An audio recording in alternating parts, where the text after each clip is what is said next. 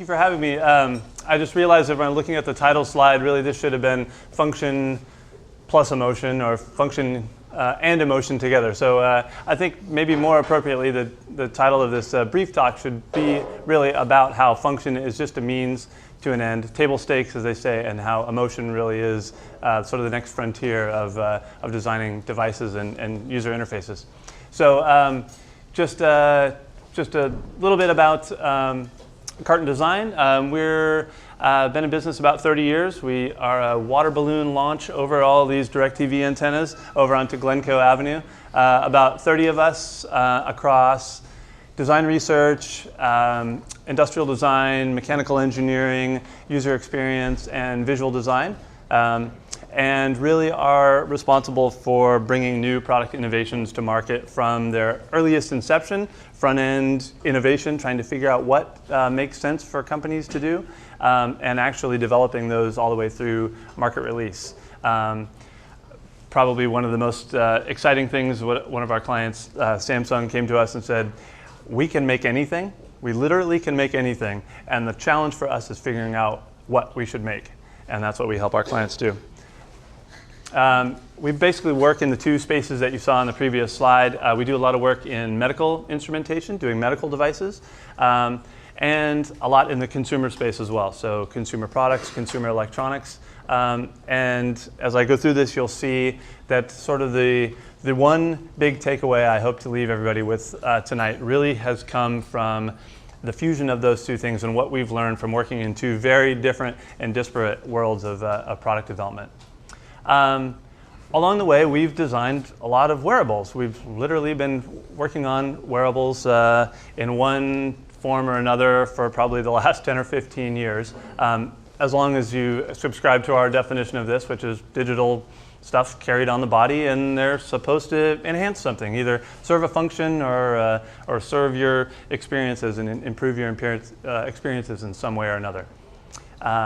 So this has led us to design a bunch of different. I wanted to talk first about the medical space, a very interesting and lucrative and long, drawn-out, complicated space to be developing products in, from a user interface perspective, from a device perspective, regulated by the government, and with a lot of money at stake. And as you can imagine, medical device manufacturers spend a lot of time up front making sure that what they're designing is going to be relevant to people on the back end, because there's lots of money at stake and lots of time at stake by the time that they're done.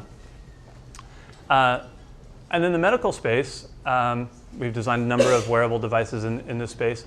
What's unique to medical device design and wearables in the medical space is they're prescribed. You don't have a choice. For the most part, if you find yourself with an illness or something that needs a device to help you along with, diabetes is a great example of this, you'll be prescribed a device by a doctor.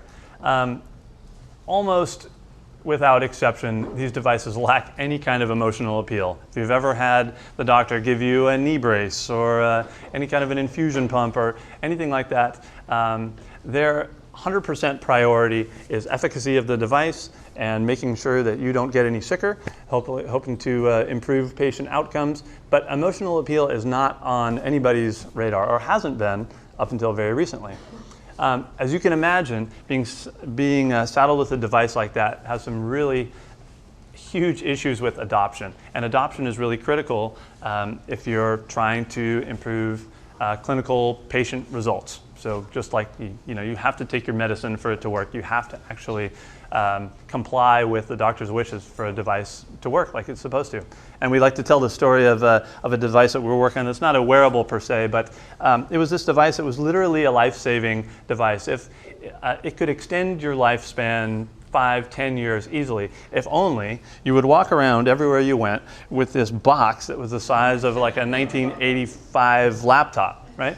And so, we, in going through some of the testing, and as you can imagine, the engineering department is very proud of themselves, and they get this device to work, and they get it through FDA clearance, and it's actually like, we did it, right? We got this box, and it's going to add 10 years to people's lives. Literally, the users would see this and give it a shot and be prescribed this device, and not to paraphrase too badly, but basically what they said was, we'd rather die. That's not what they said in so many words, but effectively, you give them a device, the thing is too big, too ungainly, has a horrible user interface, it just doesn't fit within their lifestyle, and at the end of it all, compliance just drops off completely. It's just not something that just works with their life. So major issues with adoption. Okay, flip that completely. Consumer market, totally different, right? This is Procter & Gamble's first moment of truth. All you need to do is hook people up front. It's got to look sexy on the shelf. When somebody walks into the Apple store, they want to go, ooh, that's shiny. You know, I would joke that industrial designers are all like crows. If you give us something like shiny and polished and silver, we're like, must have that. So a totally different criteria for success with a consumer device, and as you can imagine, a consumer wearable. So totally different paradigm here, right? These are purchased primarily for curiosity, for fun, because we're tech adopters and nerds in that way. There's often a product of some sort of soft life improvement here, the product of more productivity and some of those kind of things. And primarily, up until this point, it's been pretty much early adopters taking this on. So as you can kind of see how the two different vectors are pretty disparate. And what we found over the last few years is because of a number of factors, the democratization of healthcare, the fact that hospitals are closing, and economic factors, and the way that medicine working, you know, everybody is invested on getting you out of the hospital as quickly as possible and keeping you out of the hospital as quickly as possible. They're starting to see the boom that everybody's reading about, and everybody knows about this whole digital health or M-health or whatever you want to call it, which really is sort of the middle of the Venn diagram between medical products that have this efficacy that are going to improve your life and the consumerization part of it, which is, yeah, it sure would be nice if there was some pull, if somebody wanted this device, and that's really kind of what we wanted, what we've been dealing with. It's a unique position to be in as product designers, having come from those two worlds, and to be able to use the wisdom from both sides and try to apply them to each other. But it's a sort of a strange place to be in. So it really is kind of a new place that we find ourselves in, trying to do medical wearable technology. The motivations from people are a little bit different because they're starting well and want to stay that well. I heard a great term called the worried well. You know, it's the people that are like, you're fine, but like they're the people that are worried the most about their cholesterol levels. You know, it's like, you shouldn't even be testing that for another 20 years. There's the quantified selfers, obviously, and you know, some people just have an innate desire to be proactive and just kind of try to stay on top of things. So interesting now in terms of who we're focused on. And it starts getting even more challenging if you start looking outboard and saying, okay, who's next? If the idea is not to keep selling to the same, you know, 2 million people or however many that keep buying the same devices over and over again, and but to really broaden this out and to make a real difference to everybody else and the demographics that are not in this room, the much older, much younger, people from very different backgrounds, what are the challenges there? So as we talked about, medical devices, again, to keep going back to the left side of the Venn diagram, they have this need. They have to deliver clinical results. However, they're missing these sticky factors, this pull. There's some examples of some of the products that we've been working on lately that are worn devices and things that have to live on the body. And as any good designers can imagine, this sort of requires us to start looking to some of those tools that we used for consumer draw and trying to get people excited about this and try to apply those to some degree to augment this idea of just, you know, the fact that it has a strong functionality may not be enough to warrant this product being in existence. So on the consumer side, obviously, here's the benefit of these kind of products, and I brought some samples of all these things that we can play with here. But most times with consumer products, the technology sort of is the exciting part. You know, just the fact that it exists is enough. You know, it's a smaller hard drive, it's a smaller phone, it's a thinner watch. It's you know, all these kind of things are just sort of inherently interesting if you're into technology. But we see a lot of these fail in the market, and we have graveyards of products that we've helped develop that we were very excited about, and then our partners were very excited about, that just have ended up in a drawer. And there are plenty of wristbands and Fitbits and that are sitting there now because a lot of them are solutions that are looking for a problem. They're really cool devices that just really don't have a reason for being, like the benefits of the medical devices. So then back to the middle of the Venn diagram again, we see this idea now of convergence, and this connected health segment that we see emerging really expects both. They really, they're educated, they're accountable. They expect products now that will deliver on the promise. They actually have to have that clinical efficacy, which is to just say they need to work and they need to improve lives and improve patient outcomes. But we want to love them too. I want to love that device or I'm not going to use it. So that really becomes the biggest challenge for designers now working in this space, whether it be understanding not only from the research side, understanding sort of the clinical things that we need to understand and the workflow and all those things, but also the emotional component too. What are those barriers to usage that we might not have expected when we were working so hard just to get this damn thing to work? I jumped ahead too fast, but so I offer up this as probably our product development exercise, and it's an 8-year partnership with Starkey Hearing Technologies. This is the biggest hearing aid manufacturer in the United States, and they're about 5th in the world. And this was such a learning experience for the designers and researchers at Karten Design to design a product that was not for us. And I think everybody who's come out of like a creative program has fallen, at least I can speak for myself, fallen into the trap of having this sort of innate feeling that like, I know what you want. Like my job is to create new things out of nothing that you're going to be excited about. And what a total mind awakener for us to design products for 60, 70, 80-year-olds, first of all. And I have so many amazing stories about the cognitive and emotional studies that we did that explained to us in such a deep way, and we got so much empathy from understanding what an 80-year-old's version of precise is. You know, we think, oh, that's digital, down to 3 decimal points. An 80-year-old's definition of precise might be tiny little cogs and gears.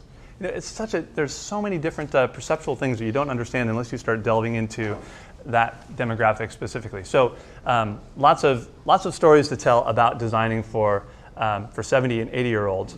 But the one that I wanted to highlight tonight, and really the one takeaway that I hope we impress on you, is something that we really didn't understand when we started working for Starkey. And they came looking for an industrial design partner because they had these beige, ugly shrimps that everyone's familiar with that live behind the ear, you know.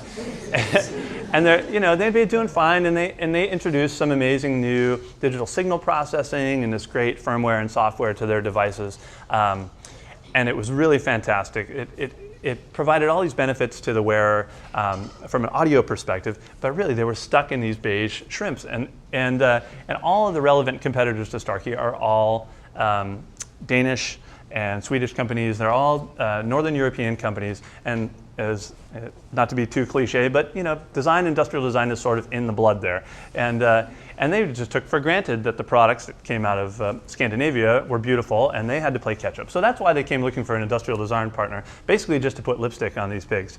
And so we got really excited. We just thought, oh, you know what we're going to do? We're going to make these things just as cool as a Bluetooth headset. So that dates when we started working for them, right? When you use cool and Bluetooth headset in the same category. I'm sorry to say that we're responsible for a lot of those that are out there still being worn. So. None of us ever wore them, but so we got so excited. We said, you know what we're going to do? We're going to put chrome bits on here. We're going to have flashing LEDs. We're going to make these things so cool. And they said, all right, slow your roll. What you need to understand is the principle of first of all, the two-legged patient and the hearing aid journey. And basically what they told us in a nutshell was, people don't want these devices. You can make them as sexy as you want. We've made them perform amazingly well. We can make them tiny. We can make the batteries last a long time. These are, by the way, the most amazing wearable device ever. $3,000 a piece in some cases, but just do fantastic things and amazing things now, especially now that they're connected to smartphones. But they said, people don't want them. And your challenge is not to get people over that hurdle of stigma. You'll be lucky if you move the needle at all. It takes people 7 years on average between the time that they understand that they have hearing loss that needs to be dealt with and when they actually go in to do something about it. And typically, they call it the four-legged patient because they're not the one going in there, they're being dragged in. They're being dragged in by a spouse or some kind of a loved one. So that was such an awakening for us to understand that we are not just going to solve the world with design and with beauty. Fantastic, wins design awards, moves their bottom line, gets a great return on investment. But what it taught us really was to be empathetic in a way that's much deeper than just I understand what you're going through, but understanding that be able to design products that are not for you, and to be able to leverage those things that are actually going to make somebody want this product. So biggest takeaway that I would leave you with is don't forget about this power, what we call the power of perspective. The first barrier to acceptance of any kind of a wearable product or any of these devices similar to those is not whether they can do amazing data gathering. It's not whether or not it's a fantastic new technology. It really is understanding the perception of technology and really deeply understanding how radically different people's perception and acceptance of technology is, from the elderly to boomers to millennials to little kids. I mean, it is radically different shifts. And to be able to understand that, you really have to deliver something that appeals to them emotionally. And I'm sorry to say, from a product design perspective, we don't believe that the form, the shape, the color, the size, the LEDs, the graphic user interface, any of these elements here are going to be able to get us over the hurdle of acceptance and these barriers, these huge barriers to social acceptance. People just do not want to be perceived as sick. They don't want to be advertising the fact that they're using this device to lose weight. They don't want to advertise the fact that perhaps they are on a diabetes monitoring system. These are innate human behavioral issues, and until we get some of these devices to not only be transparent physically, but be transparent from a user interaction perspective, we're just not going to move the needle to be able to provide like the real kind of altruistic, like benefits to real people that we want to provide. So our projection is that wearables are not the future, that invisibles are the future. And whether that becomes implantables, which we're already starting to see be more and more prevalent, or whether this just becomes a shift away from the device and looking at a screen and a progression to something that just becomes sort of ubiquitous and just sort of happens behind the scenes, becomes smart, gives us ways to interact in a way maybe other than a visual means. I hate to say that. I mean, it's almost heresy for a product designer to come in and say that it's going to go away from the object, and it's going to go away from the staring at something and poking at it with your finger. And what we're going to see is things that have literally become invisible, and invisible from a physical perspective and invisible from an interaction perspective. So we would present to everybody else, if you really look hard at acceptance and making a big difference to more people beyond just those of us that just love these devices for what they are, that perhaps invisibility may indeed be the goal, and that services and those sort of interactions might actually be the future. That's it.